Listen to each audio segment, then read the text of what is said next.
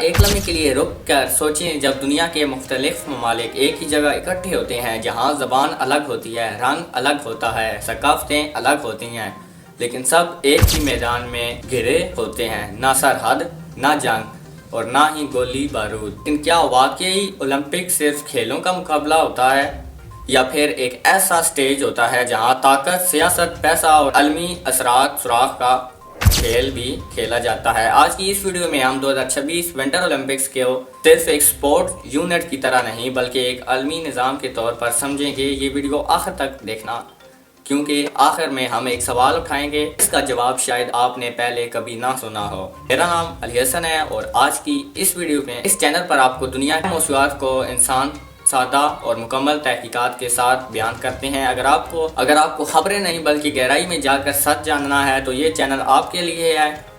Olympics ہے کیا؟ پہلے تو ہم سیکھتے ہیں کہ اولمپکس ہے کیا۔ اولمپکس دنیا کا سب سے بڑا اور سب سے باوقار کھیلوں کا مقابلہ ہوتا ہے۔ ونٹر اولمپکس خاص طور پر ان میں کھیلوں کے لیے ہوتے ہیں جو شاید سردی میں کھیلے جاتے ہیں۔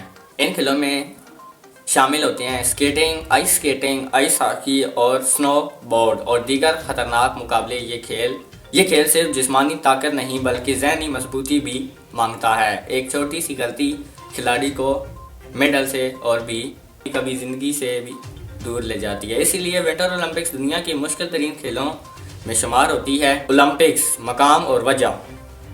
2026 کے ونٹر اولمپک اٹلی میں منعقد ہو رہے ہیں، لیکن یہ عام اولمپکس نہیں ہے۔ یہ اولمپکس 2 شہروں میں تقسیم کیا گیا ہے، میلان اور کوٹیانا ڈی ایمپیزو۔ اس فیصلے کی وجہ صرف سہولت نہیں بلکہ ایک بڑا مسئلہ تھا، ماحول۔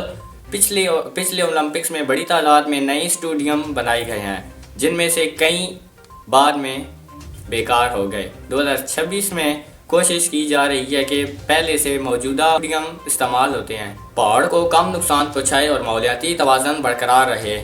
یہ ایک نیا ماڈل ہے جسے مستقبل کے اولمپکس کے لیے مثال بنایا جا رہا ہے۔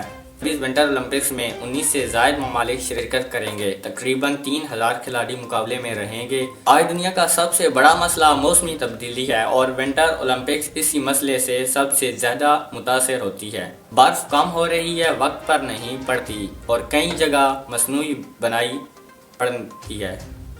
یہ سوال اٹھتا ہے کہ مستقبل میں ونٹر اولمپکس مکمل بھی رہے گا۔ اسی لیے 2026 اولمپکس میں ماحول درست اور پائیدار منصوبے کو ترجیح دی جا رہی ہے۔ یہ اولمپکس صرف کھیل نہیں بلکہ ایک وارننگ بھی ہے کہ اگر زمین نہ بچی تو کھیل بھی نہیں بچے گی۔ اولمپکس صرف کھیل نہیں ہوتا، یہ اربوں ڈالرز کا منصوبہ ہوتا ہے۔ تنقید کرنے والے کہتے ہیں حکومتیں عوام کے پیسے خرچ کرتے ہیں، فائدہ چند کمپنیز کو ہوتا ہے اور نقصان عام لوگوں کو۔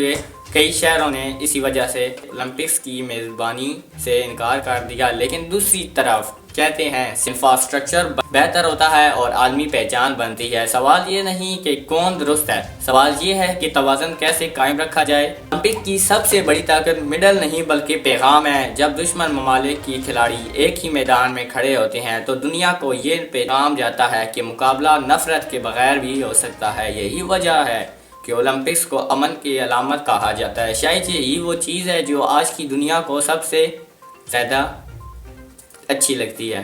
2026 میں ونٹر اولمپکس صرف ایک کھیلوں کا مقابلہ نہیں، یہ ایک آئینہ ہے جس میں دنیا اپنے اصل چہرہ دیکھتی ہے۔ سوال یہ نہیں کہ کون ٹل جاتے ہیں، سوال یہ ہے کہ کیا ہم اس موقع کو ایک بہتر دنیا کے لیے استعمال کر پائیں گے۔